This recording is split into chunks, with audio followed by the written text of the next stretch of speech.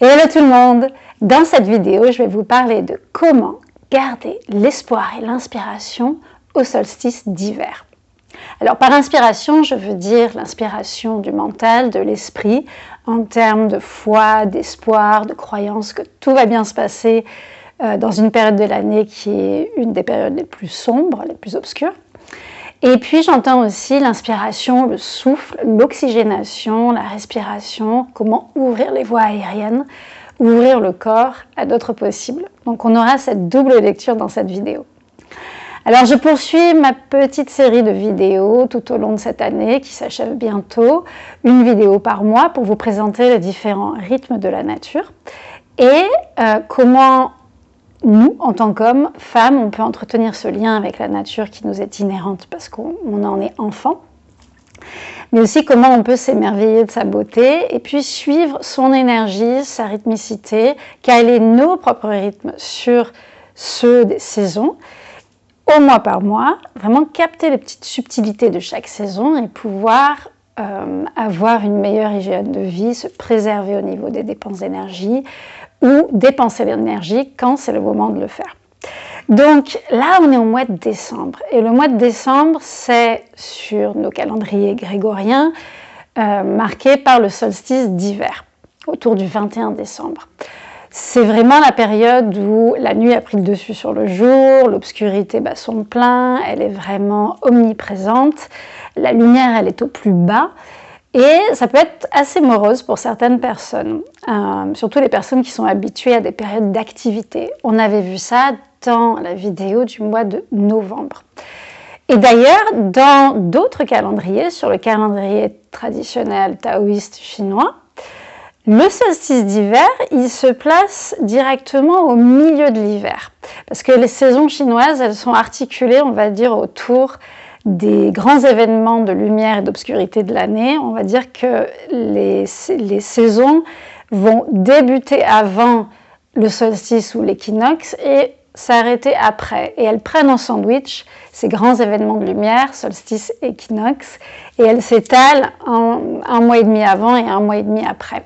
Donc le solstice, selon la tradition taoïste, se passe au moment du creux de l'hiver, vraiment dans la profondeur des profondeurs, au cœur de l'hiver. Et donc ça peut être un moment où des émotions peuvent ressortir, et dans la tradition chinoise, on parle de peur.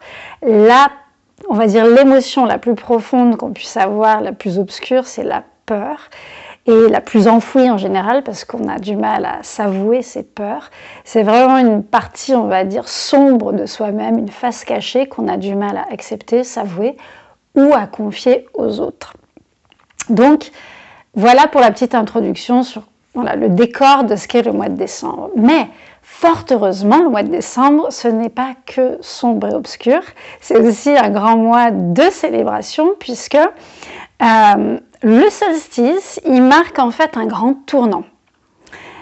Si on oublie les traditions de diverses sociétés et cultures du monde, juste en observant la nature, on voit qu'après le solstice, il y a un grand retournement, un grand tournant. Quel est ce grand retournement? C'est la lumière qui revient, qui annonce son grand retour et qui va s'amplifier, grandir de jour en jour au fur et à mesure que les jours s'égrènent après le solstice. Et donc, c'est comme si au solstice, la noirceur, l'obscurité avait atteint sa limite ultime et qu'elle cédait le pas finalement à la lumière, petit à petit. Et donc, on va retrouver beaucoup de fêtes de fin d'année qui ont été marquées par cette période de retour de la lumière, d'espoir, de foi. C'est en ça que je veux parler d'espoir et d'inspiration dans cette vidéo.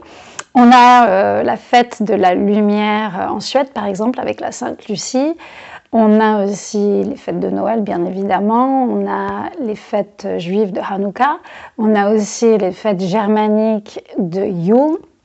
Et toutes ces fêtes ont en commun d'utiliser justement des symboles de lumière, en particulier des bougies, des feux, pour célébrer ce grand retour et célébrer, on va dire, plus d'optimisme justement c'est la fin d'un cycle, c'est le début d'un cycle nouveau, en tout cas l'annonce prochaine d'un cycle nouveau. Et c'est l'espoir. Et avec ça vient la gratitude d'avoir traversé cette période un peu sombre, ou presque, et d'aller vers des jours meilleurs. Et qui dit gratitude dit générosité. C'est vraiment une période qui est marquée quasiment dans toutes les traditions, pendant laquelle on va offrir des présents et recevoir des présents en retour. Alors si on se penche maintenant sur les rituels du mois de décembre, on va donc retrouver, comme je le disais, beaucoup de bougies, beaucoup de lumière, beaucoup de feu. Les gens qui se retrouvent autour du foyer, qui font des rituels autour du feu en fin d'année. Et en particulier dans la tradition celte, on va retrouver le symbole du pain. Alors ça peut être, selon vos latitudes, le pain maritime, le pain sylvestre, peu importe vraiment quel pain, on pourrait même élargir au sapin, la famille des conifères. Le pain, particulièrement dans la tradition celte, parce qu'il est révéré comme étant l'arbre du mois de décembre, dans le calendrier des arbres. Donc c'est vraiment un arbre d'une extrême importance. Et on voit que dans cette tradition, cet arbre, il se décline dans ses usages au niveau des 5 sens. Donc premièrement, on a la vue, le plaisir des yeux. On va retrouver dans les foyers, d'ailleurs cette tradition perdure encore chez nous, l'usage d'aiguilles de pin dans nos maisons, soit sous forme de couronne lors des fêtes de fin d'année, soit sous forme de sapin. Il y a beaucoup de traditions, on utilisait le pain en guise de sapin, donc ils sont interchangeables, soit sous forme de la bûche de Noël, qu'on va retrouver effectivement sous forme de dessert aux fêtes de fin d'année, mais qui à l'origine était une bûche de pain, un rondin de bois de pin. Et qu'est-ce que ça nous dit ?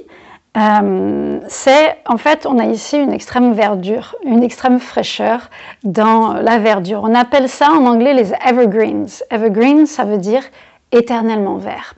Éternellement vert, ça veut dire que ça ne meurt jamais. Il y a un symbole d'immortalité derrière les éternellement verts, c'est-à-dire les arbres non caducs qui ne perdent pas leurs feuilles ni leurs aiguilles et qui, lorsque partout ailleurs le vert s'est dérobé et s'est dévêti des arbres, ici, le vert perdure et nous donne la sensation de l'immortalité. Et dans un moment comme la fin de l'année où l'obscurité est omniprésente et on a cette sensation parfois de petite mort dans la nature, on a toujours cet espoir du vert qui est persistant, quelles que soient les épreuves, et qui nous donne cette force d'aller de l'avant, de croire et de retrouver l'espoir. Donc très important de ce point de vue-là. Après, on a au niveau de la texture, du toucher, le rondin de bois était utilisé, donc bois de pin, pour ses effluves et aussi pour du bon bois de feu, utilisé donc à mettre dans le feu, mais aussi sous forme de bougie. Dans le temps, les anciens prenaient des morceaux d'écorce et utilisaient donc des échardes, on va dire, des grosses échardes d'écorce comme des bougies à faire flamber. Ensuite, on a le parfum. Parfum qui est très riche, donc on sait aujourd'hui avec la science qu'il y a beaucoup de térébenthine, d'alpha-pinène et de terpènes qui ont des propriétés oxygénantes. C'est un parfum qui est revigorant, qui tonifie, qui ouvre l'esprit et qui a des notes de fraîcheur, qui nous fait penser à la pureté et donc au renouveau aussi. Donc on rejoint ce thème de l'annonce d'un renouveau prochain et imminent. Ensuite, on a le goût. On peut tout à fait manger des aiguilles de pain. Il y a énormément de recettes au sirop avec les bourgeons de pain. On peut aussi ingérer la sève. D'ailleurs, nos fameux bonbons des Vosges sont confectionnés à partir de miel et de sève. Et la résine a énormément de vertus. On sait qu'il y a des vertus antiseptiques. Donc c'est utilisé aussi comme plante médicinale. Et dans la tradition taoïste, les immortels de Chine, qui étaient des êtres, on va dire, éveillés, supérieurs, avec des pouvoirs surnaturels, ingéraient, selon la tradition, de la résine et des aiguilles de pin régulièrement pour s'élever justement spirituellement. Et enfin, le son. le son de l'arbre, du pin. Dans la tradition celte, on l'appelle la harpe des arbres. Et je trouve l'image super jolie parce que il est dit que lorsque le vent file à travers les fines aiguilles des arbres et les branches des arbres et que tous les arbres sont bien droits les uns côte à côte, ça fait une sorte de sifflement qui nous rappelle une mélodie et donc le son de la harpe. Donc on peut voir que le pin a une importance primordiale dans la tradition celte, mais pas que, et qu'on va retrouver un peu les mêmes symboles partout. Il y a aussi des vertus thérapeutiques et médicinales. Et donc c'est vraiment une plante à regarder de près en cette période de l'année. Et donc dans toutes ces vidéos, je vous offre toujours une recette, un remède ou un rituel aux plantes ou aux aliments de saison. Et dans cette vidéo, ça va être un rituel qui va être aussi, on va dire, un objet déco, une idée d'objet déco pour les fêtes de fin d'année, et aussi une opportunité d'avoir un parfum agréable, et ça va être un bâton de fumigation aux aiguilles de pin. Donc on va vraiment revenir à ce symbole dont je vous parlais pour avoir peut-être non pas les 5 sens en éveil, mais plusieurs de ces sens en éveil. Pourquoi le pin? Pour toutes les raisons que j'ai évoquées avant, puisque vraiment ça va, comme je disais dans le titre de cette vidéo, redonner de l'espoir, redonner de l'inspiration. Donc l'espoir d'un point de vue verdure, renouveau au niveau de l'esprit, se dire voilà, on a franchi une étape, on va vers plus de luminosité, plus d'optimisme. Et puis l'inspiration au niveau oxygénation, puisque le pin est une essence qui ouvre les voies aériennes, qui oxygène et qui va nous permettre d'accueillir de nouvelles choses dans le corps aussi, et de purifier en même temps. Et puis ça donne du baume au cœur, c'est festif, c'est joli, je vous montrerai une petite photo de ce à quoi ça ressemble à la fin. Donc, pour faire votre bâton de fumigation, alors d'abord, qu'est-ce qu'un bâton de fumigation? Eh bien, c'est tout simplement un assemblage de plantes qu'on va ficeler ensemble et puis faire sécher pendant un temps. Et ce sont souvent des plantes aromatiques, ça peut être des essences d'arbres, ça peut être des épices, ça peut être des fleurs, ça peut être des plantes aromatiques. Là, j'ai choisi 4, on va dire, essences pour vous, qui se combinent bien, surtout pour les fêtes de fin d'année. Et donc le bâton de fumigation, il est là pour d'une part rehausser les esprits au niveau de l'odorat, mais aussi quand on brûle le bâton, puisque c'est ce qu'on va faire, on va le brûler une fois qu'il est sec, ça va permettre de nettoyer une pièce, de purifier au niveau de toutes les choses insalubres qu'il pourrait y avoir sur un plan organique, tangible, physique, mais aussi en termes énergétiques, ça permet de renouveler l'air et de purifier des lieux, des personnes, etc., etc. Donc, on va avoir besoin donc d'un petit bouquet d'aiguilles de pin, avec le petit rameau aussi pour avoir un peu de résine, et d'un bâton de cannelle. Donc la base, ça va être les aiguilles de pin, et puis le bâton de cannelle que vous allez insérer par-dessus. Le petit bonus, si vous en avez, c'est chouette, c'est de pouvoir insérer des petits clous de girofle, donc qui sont petits mais puissants, et puis d'avoir à portée de main une huile essentielle d'orange douce dont qu'on va utiliser pour mettre 2-3 gouttes de l'huile essentielle sur le bâton de cannelle qui va nous servir comme un support et comme un diffuseur. Donc entre l'orange, la cannelle, la girofle et le pin, vous l'avez compris, on est vraiment dans le thème des fêtes de fin d'année, tout en ayant des essences qui vont agir sur le mental, sur l'esprit et sur le corps. Donc au niveau des effluves, on a déjà vu que le pin, il était très oxygénant, frais, vivifiant. La cannelle, quant à elle, elle va avoir une odeur comme son goût, épicée, douce, donc on dit un peu doux, sucré. Le clou de girofle, quant à lui, il va avoir une odeur plutôt épicée, boisée. Donc ça va apporter une autre note. Et puis l'orange douce en particulier, on est sur quelque chose d'agrumes, de fruité. Il y a beaucoup de terpènes dedans aussi, tout comme dans le pin. Et il y a, on va dire qu'on a aussi une saveur et une odeur un petit peu sucrée, douce et sucrée comme la cannelle. Et donc, ces effluves, elles vont provoquer différents effets sur nous, qu'on verra tout à l'heure. Donc, comment est-ce qu'on assemble un bâton de fumigation? Eh bien, il vous faut de la fibre naturelle, une ficelle qui soit suffisamment longue. Alors, idéalement, une fibre naturelle, pas synthétique, parce qu'elle va brûler, donc plutôt du coton ou du chanvre, pas des choses avec des produits synthétiques qui risquent de s'évaporer dans l'air et créer plus de problèmes qu'autre chose. Et puis idéalement une coupelle aussi, une coupelle, alors là j'ai pas une coupelle parce que j'avais besoin de vous montrer un petit peu l'entièreté des ingrédients, mais beaucoup de personnes utilisent de l'ormeau pour mettre sous le bâton de fumigation quand il sera bien sec et qu'on va allumer le bâton afin de ne pas disperser des cendres partout. C'est une forme de sécurité, donc vous pouvez utiliser un récipient qui ne soit pas sensible à la chaleur. On évite le verre qui peut chauffer, on évite certains récipients qui ne sont pas adaptés. Mais ça peut être une petite coupelle de votre choix qui peut aller au four par exemple. Et donc, vous pouvez utiliser les plantes fraîches comme ça et insérer donc vos petits clous de girofle, mettre vos petites gouttes d'huile essentielle sur le bâton de cannelle et à l'aide de la ficelle, on va nouer en bas un petit nœud et puis monter. On va en fait nouer un nœud en doublant la corde. On va doubler la ficelle, faire un petit nœud au milieu et ensuite on va faire des croisillons qui vont remonter jusqu'en haut puis redescendre. Donc je vais vous montrer une photo. Ça donne ça, ce genre de décoration super mignonne.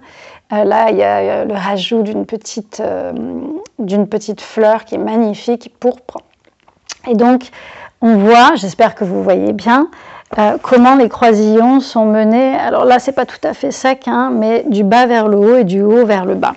Donc c'est esthétique, c'est joli, ça fait objet de déco, c'est fragrant. Voilà, ça ravit le sens de la vue, ça ravit le sens de l'odorat, ça donne du baume au cœur. Et une fois que vous avez ficelé tout ça, idéalement, quand les plantes sont fraîches, comme ici, on va ficeler un petit peu plus fort. On va serrer un peu plus fort parce que, invariablement, quand elles vont sécher, elles vont réduire en volume. Et donc, après, vous risquez de vous retrouver avec des croisillons un peu flasques. Donc, vous serrez un peu plus. Si toutefois, vous décidez de faire sécher le bouquet à l'envers, séparément de votre cannelle et de vos clous de girofle, et ensuite de les assembler une fois que tout ça est sec. Sachez qu'il y en a pour à peu près 2-3 semaines de séchage, que ce soit ficelé ou pas. Eh bien, vous pourrez donc les ficeler une fois qu'elles sont sèches, mais à ce moment-là, vous pourrez serrer un petit peu moins fort, puisqu'a priori, ça ne va plus bouger.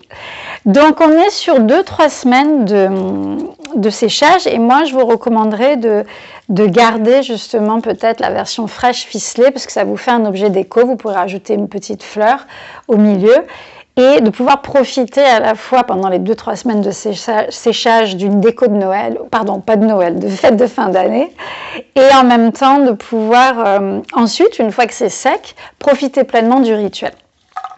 Alors le rituel en soi, une fois que c'est sec, on se dit que c'est fragrant pour à peu près 6-12 mois, et l'idée c'est que vous puissiez prendre un briquet ou une allumette et profiter d'un moment de temps calme, un moment où vous savez que vous n'allez pas être interrompu, un moment où vous voulez vraiment entrer dans l'intériorité des choses et choisir bien sûr un lieu sécure où il n'y a pas de risque d'incendie, si jamais il y avait des cendres qui venaient tomber quelque part, d'où l'intérêt de la coupelle. Donc vraiment choisissez un lieu sécure. Je vous conseille d'ouvrir les fenêtres du lieu là où vous êtes parce qu'il va y avoir beaucoup de fumée qui se dégage. Et l'idée c'est de pouvoir vraiment purifier donc l'air qu'on respire, mais aussi purifier le lieu sans pour autant s'étouffer. Et donc une fois que vous avez le cadre du rituel qui est posé, vous allez tout simplement poser une intention avant d'allumer. Vous allez poser une intention et cette intention, elle peut être justement de nourrir l'espoir, de nourrir l'inspiration en cette fin d'année, de demander peut-être à traverser encore cette période sombre. Ça peut être aussi de rejoindre très vite cette phase de renouveau, de retour de la lumière. ça peut être aussi tout simplement une intention de gratitude. À vous vraiment de poser l'intention de votre choix, c'est très personnel.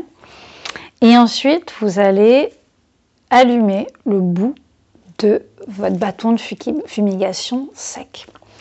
L'allumer et vous garderez la flamme un petit instant au bout du bâton, le temps que ça prenne.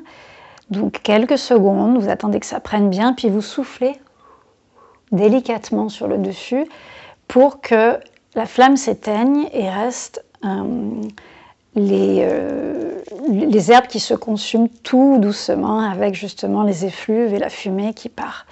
Donc vous pouvez ensuite vous déplacer dans l'espace et investir tout l'espace autour de vous et déplacer le bouquet, le bâton avec votre coupelle en dessous pour pouvoir vraiment infuser tout l'espace et disperser le parfum. Et disperser aussi votre intention avec ce parfum. Si le bâton s'éteint, vous pouvez le rallumer et faire ça en plusieurs étapes. Le pain, il va élever, il va stimuler, il va tonifier, il va éveiller.